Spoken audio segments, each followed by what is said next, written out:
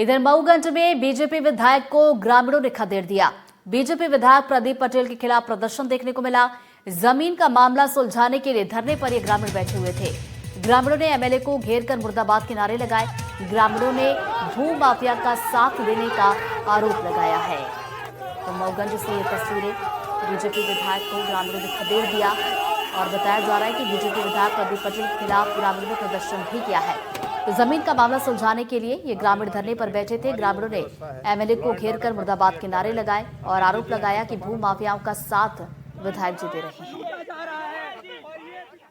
ये जमीन जो है इनकी नजर में इसलिए आ गई कि बाईपास निकला। ये 844 में हाई कोर्ट की स्टे है, प्रकरण क्रमांक 5 में स्पष्ट लिखा है कि विनोद खुरवानी इस जमीन में आ ही नहीं सकते हैं। इसके बाद भी आए। फिर हमको अर्जुन पटेल ने फोन किया सुबह कि आप 10 लाख रुपए हमें दे दो, मैं विधायक जी से पैचअप करवा दूंगा, आप कब्जा कर लो। मैं बोले 1 रुपए नहीं दूंगा, जमीन मेरी है, चाहे कुछ हो जाए, कोई जुर्म नहीं है मेरा। आज तक मैं 38 साल का हूँ, एक रिकॉर्ड मुझे ढूंढ के दिखाओ मेरे नाम FIR हो, कोई भी धारा लगी हो। इसमें विवाद काफी पुराना है। हमारे पूर्वज इसका केस लड़े हैं और अभी हाई कोर्ट में भी पेंडिंग है, मामला चल रहा है। लेकिन जमीन पूर्व से कब्जे में हम लोगों की थी। तो अब अभी जब कोई निर्णय नहीं हुआ तो नए सिरे से कब्जा किसी को दूसरे को हम क्यों दे देंगे। हो सकता है कल निर्णय हो जाए, तो अगर हाई कोर्ट निर्णय करेगा तो हम कब्जा दे देंगे विनोद खुरवानी को, प्रदीप पटेल जी को, जिसको बोलेंगे उसको कब्जा दे देंगे। लेकिन जब तक हाई कोर्ट का कब्जा निर्णय नहीं होता तो हमारा कब्जा है और हमारा ही कब्जा रहेगा। ये मेरी जमीन है, पुश्तैनी जमीन है, मैं इसका पट्टेदार हूँ। और इस जमीन में अचानक लोग कब्जा कर रहे थे। मैं आया और जब मैंने उनको रोका तो उन्होंने मुझे जान से मारने की धमकी दिया। मैं अकेले था, मुझे कुछ धक्का मुक्की भी मेरे साथ किया इन लोगों ने। और मेरी उम्र 70 साल है और मैं अपनी जान बचा के भागा। हमारी जमीन है, जब तक हमारी जिंदगी है तब तक बैठेंगे। यहाँ आए हैं, दो पक्षों में विवाद ना हो, ऐसी स्थिति ना हो, इसके लिए आए हैं।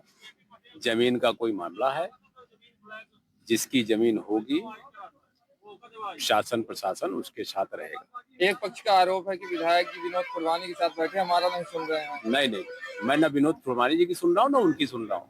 लड़ाई झगड़ा ना हो, इसके लिए मैं। भोपाल में आयोजित राष्ट्रीय स्वयंसेवक संघ के कार्यक्रम में कथावाचक प्रदीप मिश्रा ने राष्ट्रीय स्वयंसेवक संघ की तुलना भगवान शिव से कर दी।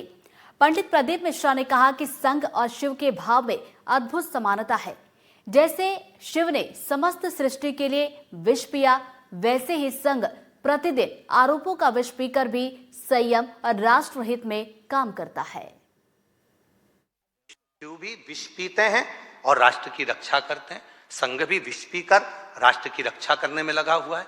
किस तरह से आने वाली पीढ़ी को प्रबल बनाना। सतपुड़ा टाइगर रिजर्व में 2 बाघ आजाद। जी हां, 8 महीने के बाद दोनों को आजाद किया गया।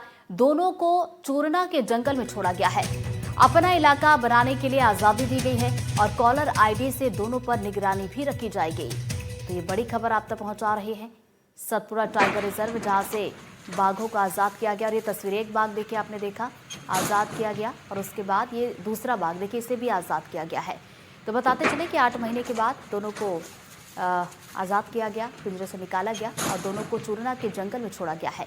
तो बताते चले कि अपना इलाका ये बना पाएं, इसके चलते इन दोनों को आज़ाद किया गया। कॉलर आईडी जो है इनके पास है और उसी के ज़रिए निगरानी जो है दोनों बाघों पर रहेगी। तो ये तस्वीरें देखिए आपको दिखा रहे हैं, जहाँ पर सतपुड़ा टाइगर रिजर्व में एक एक करके 2 बाघों को आज़ाद किया गया। तो दोनों ही बाघ जो है रिलीज़ कर दिए गए हैं।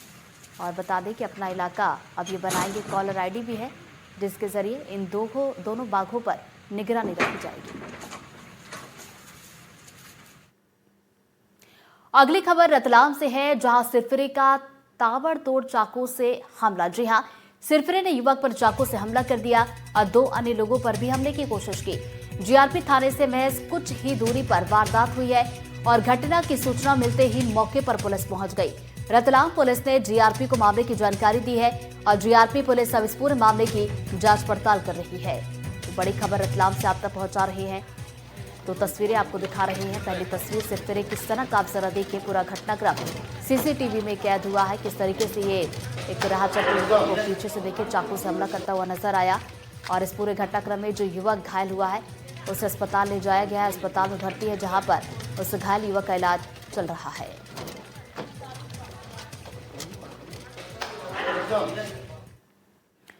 हरदा से खबर जहां सेंट्रल एक्साइज और कस्टम विभाग का छापा। जी हां, कमल किशोर अग्रवाल एंड कंपनी पर छापेमारी की गई है। 2 करोड़ 86 लाख की टैक्स चोरी का खुलासा हुआ है। टैक्स में चोरी की बात को कबूला गया और पेनल्टी भरी है और बिना मैन्युफैक्चरिंग सील के तंबाकू से ये ट्रक भरा पड़ा था। तो हरदा का है ये पूरा मामला। सेंट्रल एक्साइज और कस्टम विभाग ने छापा मारा है। और अब बात करेंगे जबलपुर की, जहां पर सामुदायिक भवन पर कब्जे का मामला। जी हां, पुलिस ने आरोपी बदमाश को गिरफ्तार कर लिया है। पुलिस ने आरोपी बाबू मराठा का जुलूस भी निकाला है।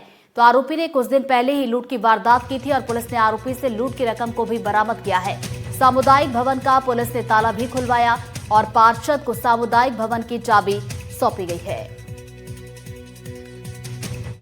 परसों के दिन इसने एक सज्जन हैं उनके यहाँ जाके उनकी दुकान पे तोड़फोड़ की आधी रात में और उनके गले से पैसे इसने लूट कर लिए, उसको चाकू अड़ाया। तत्काल ही हमने इसमें लूट की धाराओं पर अपराध पंजीबद्ध करते हुए इसको गिरफ्तार किया है। इसके 5 अपराध हैं और इसका आतंक धीरे धीरे करके बढ़ते जा रहा था। मोहल्ले में एक सामुदायिक भवन है, ऐसा कहा जा रहा है कि उसमें इसने ताला लगा दिया था और उस पर कोई भी कार्यक्रम नहीं होने दे रहा था। आज हमने इसके घर से चाबी बुलवा के और ताला खुलवाया है, इसको इसके अधिपति से मुक्त भी कराया है और इस तरीके का जो असामाजिक तत्व है ये बख्शा नहीं जाएगा। जैसा कि रांची पुलिस लगातार अपराधियों पे शिकंजा कस रही है और जो भी गुंडागर्दी करेगा उससे हम ऐसी ही सख्ती से पेश आएंगे। ग्वालियर से खबर, जहां मंदिर के अंदर गले से चेन की चोरी। जी हां, महिला के गले से चेन उड़ाकर ये गैंग फरार हुआ है और महिला गैंग ने दर्शन के दौरान ये चेन उड़ाई है। तो बुजुर्ग महिला ने थाने में शिकायत दर्ज करवाई और मंदिर के सीसीटीवी में चोरी की वारदात कैद हुई है। मामले की जांच अब पुलिस की तरफ से की जा रही है। तो बड़ी खबर ग्वालियर से, तस्वीरें आप जरा देखिए किस तरीके से इस घटना को अंजाम दिया गया। मंदिर के अंदर गले से चेन की चोरी कर ली गई। तो महिला के गले से चेन उड़ाकर ये गैंग फरार हुआ है और महिला गैंग ने दर्शन के दौरान ये चोरी की है। तो तस्वीरें आप देखिए, भीड़ भाड़ थी काफी और इसका फायदा यहाँ पर गैंग की तरफ से उठाया गया। जब दर्शन यहाँ पर किए जा रहे थे उसी दौरान गैंग की महिला ने किस तरीके से यहाँ पर चेन की चोरी की है। अब जिसके बाद बुजुर्ग महिला ने इस पूरे मामले की शिकायत दर्ज करवाई है और बताते चले कि इस पूरे घटनाक्रम को लेकर ये जो वीडियो सामने निकल कर आया है, इस वीडियो के आधार पर पुलिस अब इस पूरे मामले की जांच पड़ताल कर रही है और जिस महिला ने इस पूरे घटनाक्रम को अंजाम दिया है उसे पहचानने की, उसे ढूंढने की कोशिशें यहाँ पर की जा रही हैं। बात करेंगे जशपुर की, जहां कुरकुरी में एटीएम लूट की कोशिश नाकाम हुई है। अज्ञात नकाबपोश बदमाशों ने एटीएम मशीन को तोड़ा है और बदमाशों ने एटीएम का सीसीटीवी भी तोड़ दिया था। गश्ती के दौरान पुलिस को देखकर ये बदमाश भागे हैं और भागते समय पुलिस की गाड़ी पर पथरा हुआ है। अज्ञात आरोपियों की तलाश में पुलिस की टीम जुटी हुई है और सुरक्षा व्यवस्था के मद्देनजर गश्त पुलिस की तरफ से की जा रही है। तो बड़ी खबर जशपुर से, कुरकुरी में एटीएम लूट की कोशिश की जा रही थी, नाकाम ये हुई है। तस्वीरें आप जरा देखिए, अज्ञात नकाबपोश ये देखिए तस्वीरों में आपको नजर आए होंगे। अज्ञात नकाबपोश बदमाश यहाँ पर पहुंचते हैं एटीएम